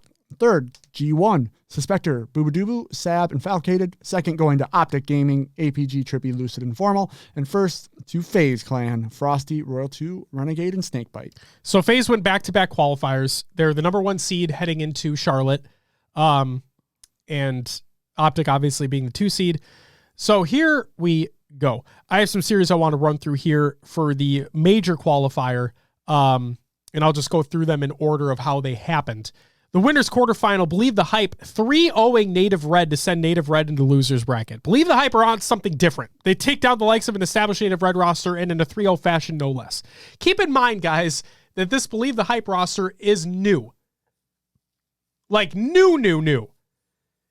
And they 3-0 Native Red to send Native Red to losers. Now, the other thing to keep in mind, ladies and gentlemen, is that this is an online tournament. People blow things out of proportion like crazy. You see, the thing that I find hilarious is that, like, props to FaZe for winning both qualifiers, but the fact that I see so many people like FaZe aren't dropping a single tournament this year. Like, guys, this was online. Yeah. The real test is LAN. The real test is LAN. Let's relax. Let's just relax. Jesus Christ. But either way, there was some crazy shit that fucking happened in this major qualifier. Then in the winter quarterfinal, SSG against G1. Game 1 was CTF on Empyrean. Going into overtime, this game looked like a toss-up all until the next set of rockets, with C9 taking advantage of the situation, getting the slays, and Penguin with the flank against Boo Boo Doo Boo to continue the final flag run and win the game 2-1. Game 2 was Slayer on Aquarius. This one was never really close. G1 asserted their dominance and rode their momentum to the end of the game, winning 50-31, nearly a stake. Game 3, Strongholds on Recharge, an unbelievably close game in the beginning, with both teams fighting back and forth, but nearly the 90-point mark for both teams, C9 broke the dam and proceeded to flood the map, scoring 169, nice, unanswered points to take the lead 244-85. C9 win the map shortly thereafter. Game 4 was Oddball on Streets. G1, on the heels of a 40 bomb by Falcated and a 35 bomb by Suspector, win this game in a crazy fashion. There were many times where it was thought that C9 would be able to close the game out, especially during the third round, where C9 are up 82 points to 3. But by sheer will, determination, and outright slaying and objective ability, G1 pulled the win out and we're going to a Game 5. Well, am I saying C9? I'm sorry. I mean SSG. I am so sorry. Jesus Christ. See what happens when they sign the fucking entire roster? I'm so sorry, guys. Good Lord. I'm not used to it. And now they're back being a partnered team? What the fuck? All right. Game 5 was Slayer on Livefire. I'm not going to fuck this up, I promise. It doesn't even matter because, unfortunately, we didn't get a banger of a Game 5 here. Instead, we had SSG finishing things out very strong with a 50-40 game win and a 3-2 series win. Let's talk about Falcated. The guy's a god. He is a god. He is an absolute god. You know who... I'm gonna get shit for this. I'll wait till they lose. I'll wait till they lose, and I'll talk about it there. And when I mean lose, I mean like get knocked out of the tournament. Then I'll talk about what I'm going to talk about. In losers round 8, Leftovers 3-0'd TSS. Sometimes the leftovers are the best meal. Looking at you, Thanksgiving dinner. And this time they proved to be the best in this series. Yeah, they fucking 3-0'd him, and that was crazy. Loved it. Native Red 3-0'ing Native White. This was expected. Okay. Native White need time in order to compete against these top rosters. They'll be fighting through the open bracket at Charlotte for a chance at one of the remaining 4 pool play spots. So it is what it is. I fully expected that to happen. It was kind of funny that they went up against each other though. Yeah. I was waiting for that matchup. Yeah. Sentinels against Shopify Rebellion. This was fun. This was a fun one for many a reason. Spartan versus Ryanoob yet again. Yep. New teams going at it. How are Sentinels going to do with this new roster? It was a banger of a series. It was a banger of a series. Game 1 was Strongholds on Streets. Sentinels down around 150-9, and Collect was laying a goose egg up until the turning point in the game. With a massive B and C hold, Sentinels were able to claw their way back into the game, getting the massive kills needed to keep the momentum on their side, and in the end, they win the game 250-230. Again, Collect had a goose, and they were down 150-9, and they still came back. Game 2 was Slayer on Aquarius. Sentinels down to start this game as well, with Lethal and Spartan both not having kills in the beginning, but after a very neck-and-neck game around the 25 kill mark for both teams, Sen started to pull away, eventually win the game 50-45. Game 3 was Oddball on Recharge. Sentinels actually start this game with the upper hand, but maybe their strategy moving forward should be to start games with a deficit. Because, oh boy, this was the Shopify show for 2 straight rounds. They win the Game 3 convincingly 2-0. Game 4, King of the Hill on Live Fire. An incredibly back and forth game between the two squads, but it was Shopify with the final hill cap on C, the tower spawn, in a convincing fashion, even off the hills of Spartan doing everything he could to keep his team set up around the hill. But Shopify did what was needed to be done and kept hill control to secure the map win. And I believe it was in this game. I forgot to write this down, but I believe it was in this game that Collect made a play that I was not happy about. Mental was sitting in the trenches, right as you exit C down the steps, down the ramp. Mm-hmm. And he's right inside the trench there. And he was sitting behind the pillar, and Collect chased him. When you were trying to get positioning on C, you were trying to get positioning on that hill. He gets a player one shot. It's Mental. He charges that kill. You know how hard it is to kill somebody behind that pillar? Best bet's a nade. Unlucky for him, there was another Shopify player coming right upriver. Right down there as well. And I'm not saying that play lost them the game, because like I said, Spartan was doing everything he could to keep positioning for his team, because his team was spawning cross map. Like, he's trying to hold C as much as he possibly can to have his players get back to him. And then when Collect made that play, I'm like, oh, that wasn't a big fan of that. Collect is a very aggressive player. That's the word I'm looking for. And I'm hoping that as things continue, because we're going to talk about it in Game 5, when they're able to slow things down, magic can happen. Yep. Okay? So here's Game 5. And again, I'm not saying that play is what lost them the game. It's just something that I noticed that I'm like, I wouldn't agree with that. But Game 5 was Slayer on Empyrean. Sentinels are on the back foot throughout this game, but let's talk about two monumental swing plays, both involving Overshield. The first, with 4 minutes and 30 seconds left on the game clock, sees Collect positioned perfectly for OS when it comes up, along with other Sentinels teammates ready for the help when Shopify eventually go in for the pinch. Sentinels execute the play perfectly, and a fresh rocket-toting Karmea goes down after a Spartan sniper shot to the dome, with rockets now going in the hands of Tyler, allowing for even more carnage for Sentinels. Previously down 4 kills, Sentinels bring the game back to only being down 1, scores 35-34 at this point in time. Okay? Just executed flawlessly. But then it got better. And now we get to the second Overshield play. With 2 minutes left in the game, Sentinels again positioned perfectly. Spartan with Sniper watching OS, Collect and Lethal waiting on top of OS, and King Nick watching rockets. In the span of 10 seconds, Lethal grabs OS, Collect flanks around the players on Shopify, and Sentinel sends all 4 players of Shopify to the respawn screen, solidifying the lead at this point 40-35. Spartan goes on a killing frenzy to close out the game 50-42 in the series 3-2, keeping their pool play hopes alive in the process. If you guys want to go back and watch, I'm not kidding. Those 2 Overshield plays were fucking incredible. Were you going to say something? Oh, no. I was just adjusting myself. Okay. Seriously, those 2 plays were unbelievably good. And the funny thing is that it comes against a Ryanoob team where Ryanoob is known for having setups like this. So seeing Sentinels, seeing them slow down and seeing them position themselves appropriately and just execute the play as intended was chef's kiss. Like, it was amazing to watch happen. That's what separates the best from the best right there. And I know Sentinels have a lot of work to do. I know Shopify have a lot of work to do as well. But just those 2 plays were so, so good. Let's move on to losers round 9, where Native Red went up against Leftovers.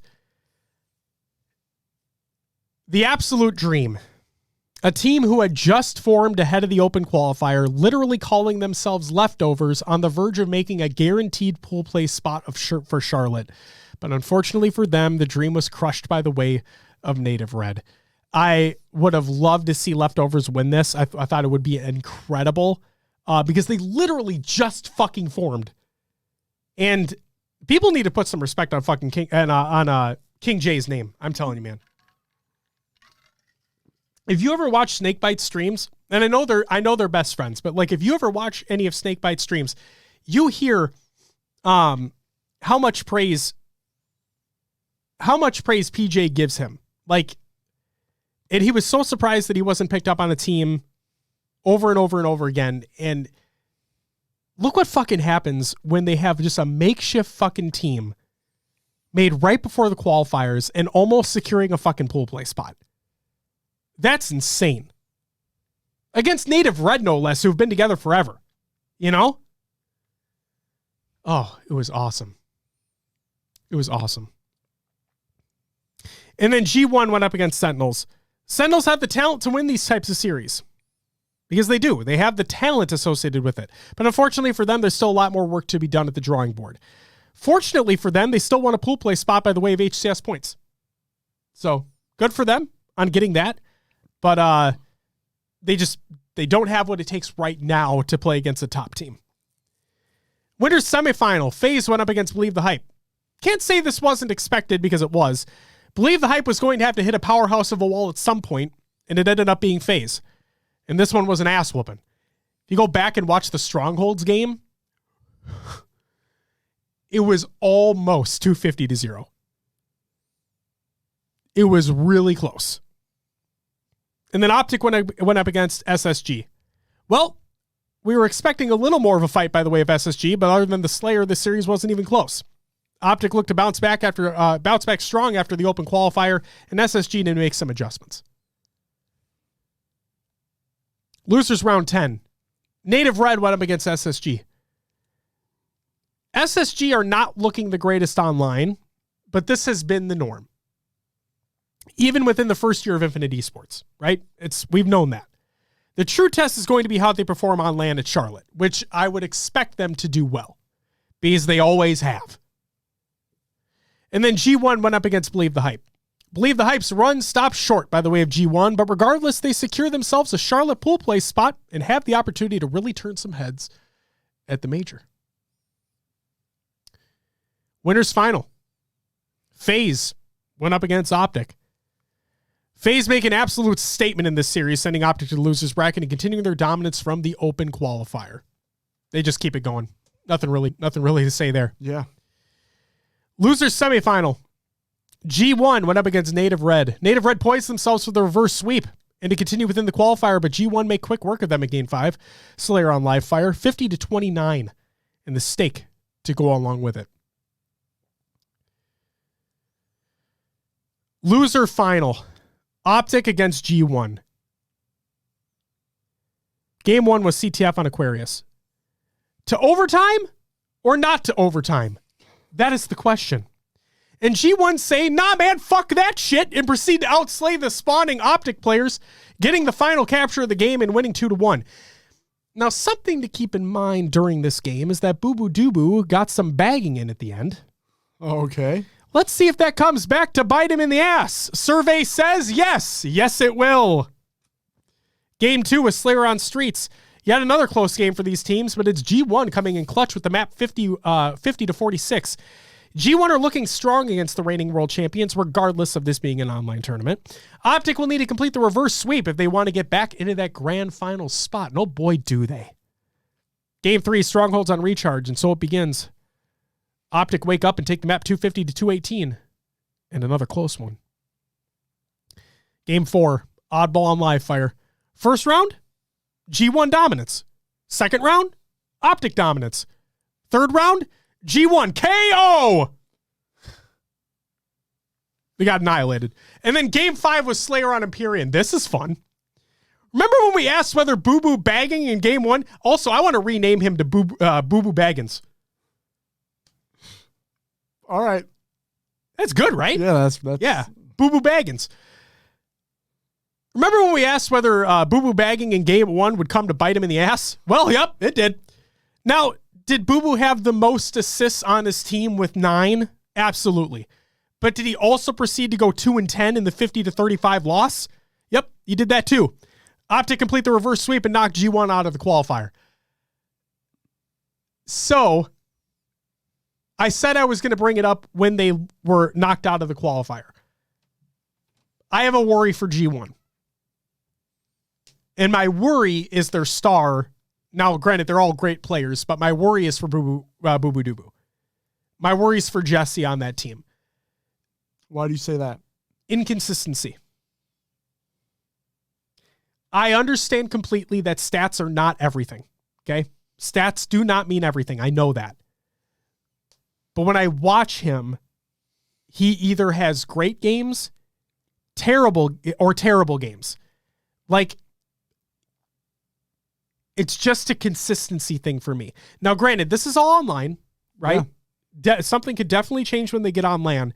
It's just it's my one worry for this team. That's really all it is. If he,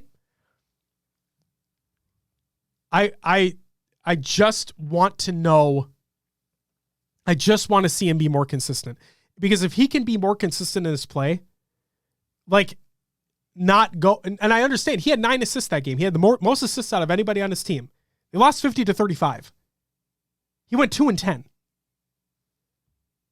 If he can stay consistent in his play, if he can stay consistent across the stat line, I'm guaranteed they'd win more games. And that's my one worry, because if I go back and watch that, Falcated played really well. Suspector played really well. To me, it was Boo Boo that was the inconsistent player. And I know how great of a talent he is. Yeah. I know what he's able to do. So, like, I want, if Jesse ever hears this, which I doubt it, but if Jesse ever hears this, I want him to know that I believe in him. Like, that's the thing.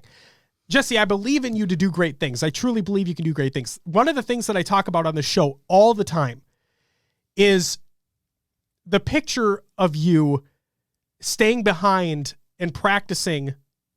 It was either at Raleigh or another event last year, but when you stayed behind and you were working and you were practicing and you were like the only person there, that sticks out in my mind.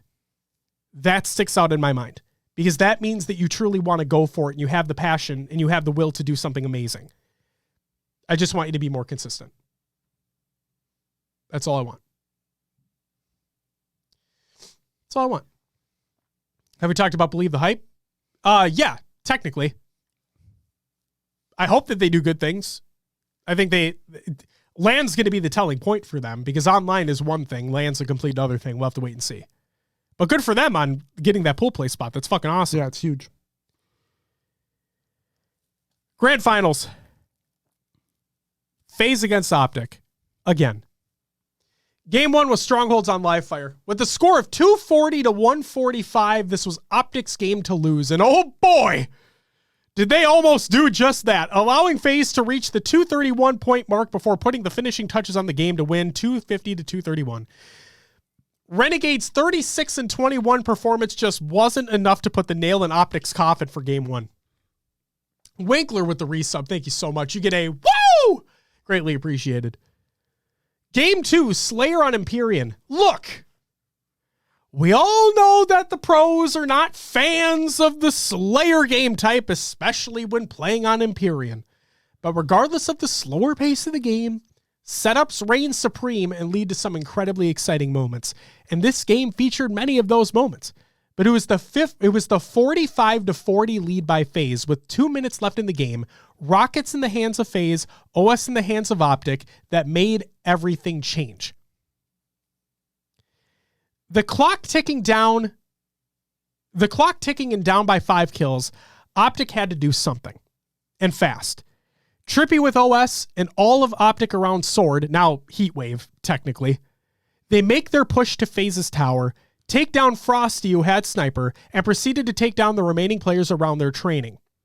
Royal 2 squeaks away with his life, just going towards Optic side of the map, while his teammates spawn near Shotgun and Needles, with the Optic players smelling blood.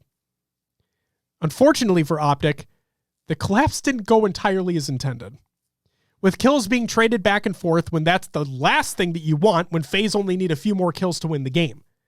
Foremost taken out with Sniper at FaZe's platform, with all his teammates spawning back at their side of the map. Score is now 49-47 in favor of FaZe. And here's where everything goes downhill for Optic. With only 30 seconds left in the game, all of Optic are near their bottom training and Sword, now Heatwave, but Lucid is hanging out top training and no player is looking green or long haul. None of them are. And this is where Renegade pounces and makes his move with Sniper in hand. Lucid's completely caught off guard, taken out, and FaZe win the game 50-47. no one was watching green or long. Everyone was watching like tower side of the map and training. That sucks. Yeah. Game 3, oddball and recharge. There wasn't a lot of breakdown with this one. As once Optic had won the first round, it was all FaZe all day, taking back-to-back convincing round wins to win the game 2-1. Game 4, King of the Hill on streets. Optic need to answer back, and they do just that, taking a hill capture lead 3-1. With the Rockets Hill spawning in and only 1 minute and 24 seconds remaining on the clock, Optic understand that they only need to play to time. Considering this hill is arguably the most difficult to capture on streets, we'd say they have a pretty good shot at running out the clock on FaZe. With some great teamwork, Optic are able to hold FaZe to this hill until it is finally captured with only 17 seconds left on the clock. But FaZe continued to do FaZe things. And with only 1 second left on the game clock, FaZe almost have the capture of the game-tying hill. Trippy makes his move around B to catch the low shield players and Snakebite and Renegade off guard. And with all 4 on FaZe dead, Trippy leaves the hill and Optic win the game 3-2. They literally, like, if FaZe stayed in the hill for probably 5 more seconds, they would have captured it. Yeah. It was insane. There was 17 seconds left on the game clock. Now for those who don't know, the game clock stops if you're in the hill. If any team is in the hill, the game clock will stop. But the fact that the hill spawned with 17 seconds left. And they held that setup for that long. Fucking crazy. And yes, Ronan, Trippy did save that fucking game. Absolutely. Yes, completely. And then we have game 5, Slayer on live fire. Optic have the lead for the majority of this game, being up 36-33 with 3 minutes and 18 seconds left to go, up until a crucial overshield pickup by FaZe. Optic rotate from tower to A, where they eventually turtle up. And this is where the entire game breaks down for Optic. With Frosty entering Garage with Sniper and all the other FaZe members entering from sandbags, the collapse worked perfectly, with all 4 players going down for Optic and everyone living on the side of FaZe. FaZe take the lead 37-36. They never look back. With the time expiring and FaZe winning the game 46-45, the series 3-2, and taking the number 1 seed for Charlotte. I know that the players would probably have a lot to say in regards to, I'll wait to see if the stream comes back here because I know we're dropping frames for a hot second. See what happens. Are we back? Okay. Should be good. Cool. I know that the players would probably have something to say on why they did that, but Daddy said the exact same thing. I don't know why Optic did that. All 4 of them sitting on top of each other was just asking for grenade multi-kills. Turtling after FaZe had already knocked them down in previous matches was not the move. That's my thing, is that they had the lead. They had the lead. Now, I understand that FaZe had OS and Sniper, but the last thing that I would expect Optic to do in that scenario is turtle. They have the lead. Now, I'm not a pro player, okay? I'm not a fucking pro player. The thing for me is, like, if you have the lead in that scenario and you know they have OS and you know they have Sniper, instead of turtling up, which maybe in their minds was a better move because clearly they did it. But in my mind, what I would have done was I would have just kept a traditional setup like we would have had at C, at tower, where you rotated from, reason being, even if one of your players gets sniped, right? Or one of your players gets taken out by the overshield player, at least you know where they are. When you're in A, you don't have visibility. No, you have literally none. They literally have no visibility because they're all looking in the same fucking one spot. And you have 4 avenues. You have 4 avenues where players can flank you. From sandbags, from scoreboard, from garage, and from trench. Like you have 4 avenues where you can get fucked from. And they got fucked. Like, it was... I have no fucking... I don't know, man. It was weird. It was just weird. It feels like one of those situations where the mindset flips, like play not like they're not playing to win, they're playing not to lose, and they turtle up and they weren't looking at the right spots. It is what it is. And hopefully they can revisit and learn from it, I agree. Hopefully they can learn from it. And again, this is just online. It is what it is. But when I saw that move happen, I'm like, you guys have no idea where they're going to come from. Like, no idea. And it's one thing. Here's the big thing for me. It's one thing to turtle up in one location and wait. It's another thing to do that and go all four down. They didn't get a single trade. Yeah. And they had the lead. Like, it's so weird to me. Again, they probably have a way better explanation as to why they did what they did. But in my mind, that play was not it. But congrats to FaZe. And Diablo, you go for it, man. You do you. You do you. Will, that's all I got. Therefore, do you want to go through the Charlotte pool play teams? Well, of course, we have FaZe, Optic, G1, Native Red, Space Station, Believe the Hype, Sentinels, and Shopify Rebellion. From EU, Mexico, and Australia, New Zealand, we have Navi, Quadrant, Coyotes, and Divine Mine. Very nice. Can't say it wasn't expected because it was. Yeah. For all four of those teams in the other regions. But just to give people a heads up again, Space Station is former Cloud9. Okay. They're the former Cloud9 roster. So that's Bound, Eco, Penguin, and Stellar. Believe the Hype is a newer roster. Bohm, Monster, Neuronical, and Precision. Sentinels are not the same Sentinels that you may remember from before. It is now King Nick, Collect, Lethal, and Spartan. And Shopify Rebellion is Carmea, Mental, Rain, and Ryanoob. There you go. And then this was kind of a little bit of a kick in the teeth. What's up, Snag? Welcome back, dude. It's good to see you. Max, good to see you as well. Welcome back. No, I don't believe FaZe had the lead going into that play. I could be wrong, though, but I thought they didn't. Either way, I just thought that turtling play was fucking stupid. Regardless, this sucked. So from Face It Halo, they state, attention HCS Charlotte pool play and travel coverage qualified teams. Please note that you will be responsible for purchasing your flights prior to the event. Your team will receive a travel stipend shortly after the conclusion of the event. And that is $900 per player for North American rosters, $1,600 per player for EU rosters, $1,300 per player for Mexican rosters, and $2,900 per player for Australia and New Zealand rosters. If you have any questions or concerns regarding this, please contact hcs@ee.gg. Thank you and good luck. Here is the problem with this. I completely understand from a standpoint of, hey, you need to book your own flight. Okay? Yeah. Because you have no idea the situation that player's in, when they can leave, when they can't leave, so on and so forth.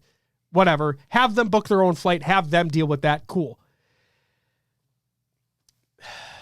Your team will receive a travel stipend shortly after the conclusion of the event. I really hope it's shortly because as we've seen in the past, shortly and payouts do not go hand in hand. From what I saw, there was a player out there still waiting for a payout from fucking Orlando. Now, it says your team will receive a travel stipend, so I am going to make an assumption here that it goes to the organization and the organization disperses funds accordingly. Yeah. That's the assumption I'm going to make. And again, VODs are included, and brackets even, are included in the Google Doc, the show notes of the show, ! Show notes in chat if you're tuning in live, or it's in the description for VOD watchers and audio listeners galore.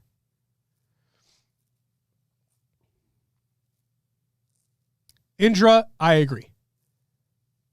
And to put a bow on this entire thing, right? Guys, this was online only. Okay? This is an online-only qualifying event. Everybody's setup is different. Everybody's internet situation is different. This game can be a shit show online. What we do know is that Optic are the reigning world champions and have not been tested yet on LAN against this new FaZe roster, against this new G1 roster, against SSG, formerly Cloud9, even though it's that same roster. So just wait. There's a week left. There's a week left. And yes, online's a shit show. Again, congratulations to FaZe for winning back-to-back qualifiers. That's awesome. But it's just online. We'll have to wait and see for Charlotte. I'm excited to see if some of the teams can make it out of open bracket and make it into pool play. A lot of these teams are brand new, so we'll have to wait and see how they do as the year goes on as well. But again, this was online. Just, wait and see.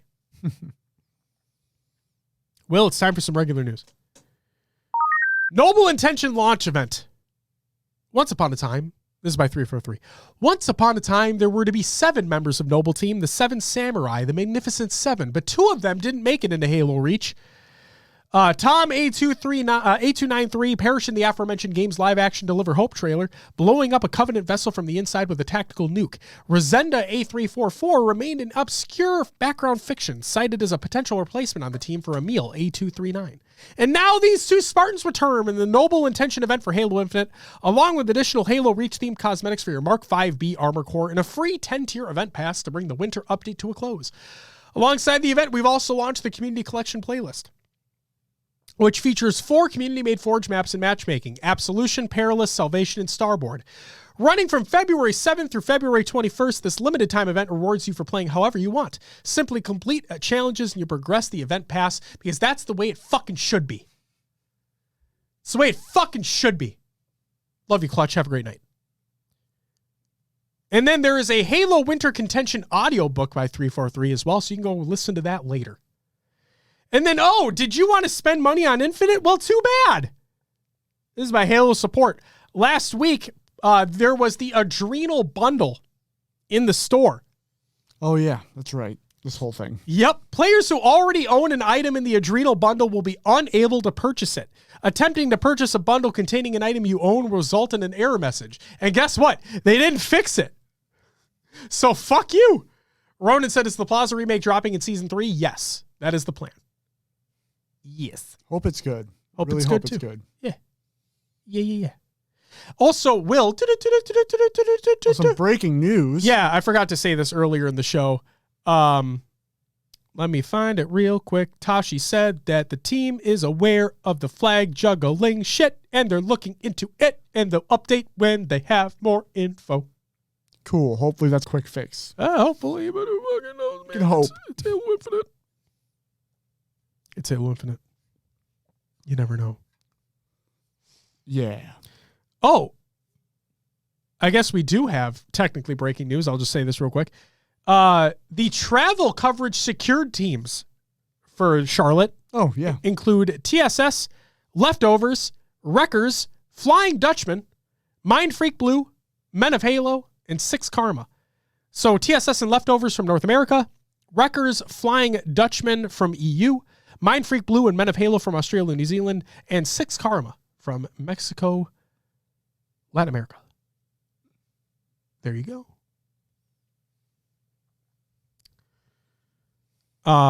Interest is, I bet if 343 fixes the Adrenal Bundle issue, they'll be back in the shop soon.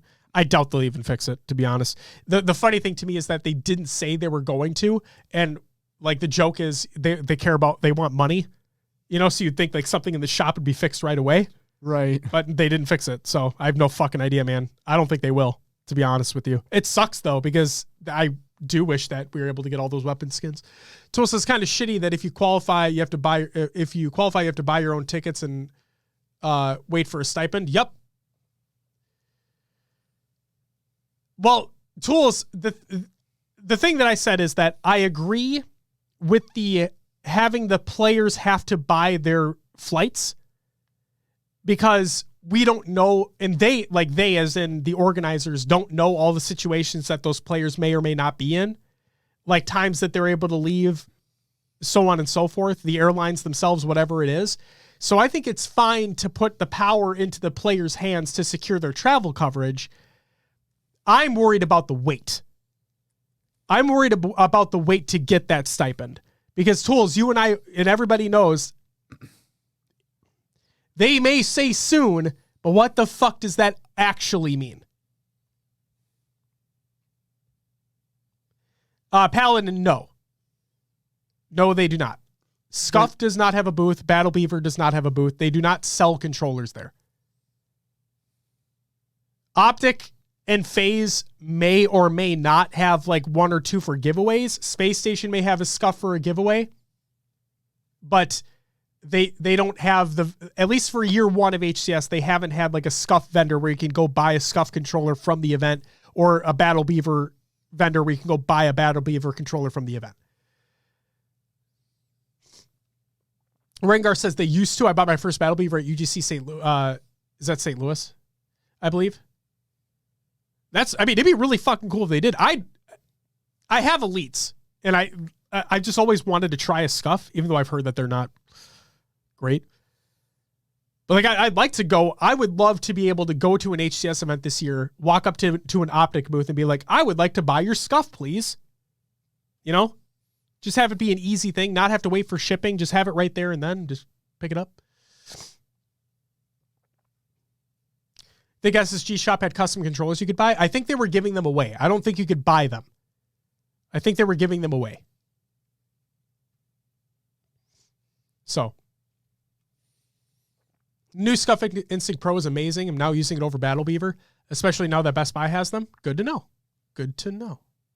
Good to know. Cool. That's it for the regular news. Collect coming in. Stopping by says, hope you guys been well. Hey, hope you've been well as well. Congratulations on securing pool play for Charlotte. Very much looking forward to seeing you there. Going to be rooting for you guys, obviously. And Collect, if you want new stickers, we'll meet up. I'll get you some new stickers. Kind of games to watch. Modern Warfare 2 ranked play has been released. This is my Call of Duty League. Skill divisions broken down by skill rating. There's bronze, silver, gold, platinum, diamond, crimson, iridescent, and top 250. Yeah. All right. Win the match, gain skill rating. Lose the match, lose skill rating. Pretty straightforward. Pretty straight fucking forward. Ranked play will mimic the same maps and modes and settings the CDL pros play. Oh man, if only oh man, if only that was the case in Halo Infinite, am I right? Yeah. God damn it. Ranked play begins on February 15th. It's out right now. Everyone will start in bronze. Everyone will be bronze, boys. And at the end of each Modern Warfare 2 ranked season, everyone who places gold or above will earn a skin to represent their division. Fucking neat. But the line that gets me, ranked play will mimic the same maps and modes and settings the CDL pros play. Wow. What a world. What a world to live in. You know, wow. It's great. It's crazy. Tool says, to be frank to Halo, this is like the first time COD hasn't fucked up the CDL playlist. Yeah. Oh, man. It's just, you know, we can dream, right? Fucking so stupid. That's it for COD Other Games Watch. Time for Will's Adventures with Halo Games 2. Will, what'd you play last week? Well, some Halo Infinite. Yeah. We did the community play date. Yeah. Did some customs. Yeah. A lot of, we actually split up the teams and went 6v6. 6v6 for a while. Yeah. On 4v4 maps. We did. Well, and we had a behemoth in there. And a behemoth. Hated it. Yeah. It was fun, though. It was a good time. It was a good time. It was a good time. And then jumped into ranked afterwards. Yes. And then played some Hogwarts Legacy. Yes. Rolling through the story. Yes. What about yourself? Same exact fucking thing because we played, well, I mean, besides Hogwarts, we played everything together. Yeah. I guess we could have put Fortnite in there. I mean, yeah. We did play some Fortnite. Number 1 victory royale. Oh, no. That Fortnite we're about to get down. Yep. Get down. Yes. Oh, man. TTV Stone with the follow. Thank you very much for the follow. Welcome to the live show. But yeah, Community Playdate was awesome as always. I promise, Juan, if you're listening to this episode of the show, I promise I'm going to get you on my team next round because I feel like I've always been playing against you. I want to play with you sometime. Get you on our team next go round. Best believe that shit.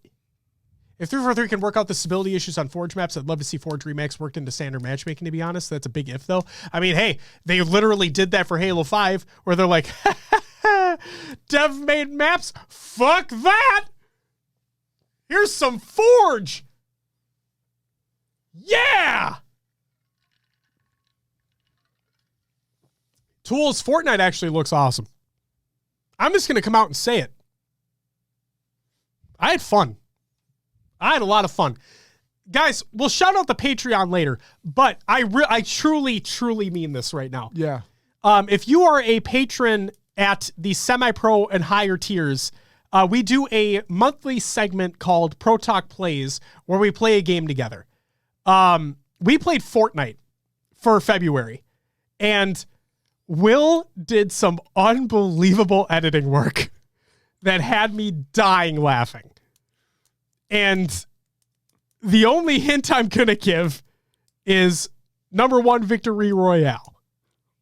Yeah, Fortnite, we're about to get down. Get down. I literally was crying right before we started recording the show. It was so fucking funny. So if you want to see that, subscribe to our Patreon at the semi-pro tier and higher. I mean, I think it's pro tier and higher, actually. Right? Yeah. I think it's pro tier and higher. Either way, fuck you, give us money. All right. That's it for Will's Adventures. Let's get into some shout-outs. Shout out to everyone who joined in the community playdate. That was Snagu, Pancakes, Just Josh, Shot, Legend Zero, Carnage, Overkill, A Fine Guy, Marmar, and All in Juan. Thank you guys so much for joining up. Hope you guys had a good time. And if you're new here, we do community playdates every Friday evening from 8 to 10 p.m. Central Time. It's all run through the Discord, !Discord and chat. Join it up. It's free. It's fun. Shout out to everyone who followed and subbed during the live show. Let's see here. Vladow, Dizzy Up. Dizzy Up Squirrel? Oh God, I mispronounced that. Charvado, Dr. Chris, DeBear, Mudor, Galvis Gomez, TTV Stone, and Noob to the Rescue. Thank you all for the follows. Welcome to the live show. Greatly appreciated. And the Submarinos, Barnaby Jones with the 3-month, Night Fox with the 9-monther, Uncle Pumpy with the tier 3 8-monther, fuck me, Chico with the 8 months, and Winkler with the 8 months as well. You all get a woo! Greatly appreciated. Thank you so much for continuing to support the show. Speaking about Patreon, as a matter of fact, because I'm always late on this, because I'm an asshole. Give me a sec. Shout out to everyone who is a patron at the semi-pro and higher tiers. That includes Glenn, Logan, Nergly, Justin, Jordan, Heavy Rainfall, aka Davey Wavy, Elated Dartboard, Carnage. Thank you all so very much for the added support over on Patreon. It's greatly appreciated. Hope you guys enjoyed the early access to the merch. Ronan, thank you very much for being here. Greatly appreciated. Thank you for the kind words, my man. Thank you.